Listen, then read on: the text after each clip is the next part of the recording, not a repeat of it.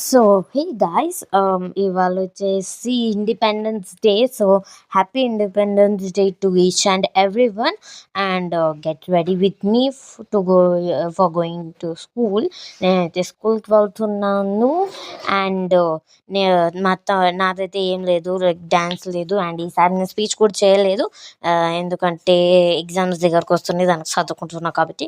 నా తమ్ముడు అయితే రెడీ అయ్యేకైతే పోయిన రూమ్లో, అండ్ నేను కూడా వచ్చేసి చేతికి బ్యాండ్ వేసుకొని బ్యాచ్ కూడా పెట్టేసుకున్నా. అండ్ మా తమ్ముడు అయితే దూకుంటుండే, వీడికి సరిగ్గా రాలే, వెనకాల డ్రై చేసుకుంటే పోయి పిచ్చోడ్లాగా ఇట్ట చేసేసుకుండు. కాబట్టి నేను వాడిని ఇట్లా నీకు రాలేదు దూకుండేదాన్ని, నేనే వాడిని ఇట్లా లాక్కొని వచ్చి నేనైతే దూతా ఉన్నా. నేనంత సీరియస్గా దూతున్నా.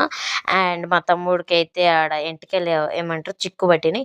అండ్ నా ఫ్రెండ్ అయితే వచ్చినది నన్ను పిలుచుకొని వచ్చేకి. అండ్ ఇప్పుడైతే మేము ఫుల్లీగా రెడీ అయిపోయి స్కూల్కి అయితే వచ్చేసాం. ఇదైతే మా మమ్మీ రికార్డ్ చేస్తుంది. నేను మా తమ్ముడు కొంచెం ఫోటోలు తీసుకొని కొట్లాడుకొని, ఇంకైతే మా తమ్ముడు అయితే మమ్మీతో ఉన్నాడు. అండ్ నేనైతే ఇక్కడ పని చేస్తున్నా చూడండి ఫ్రెండ్స్.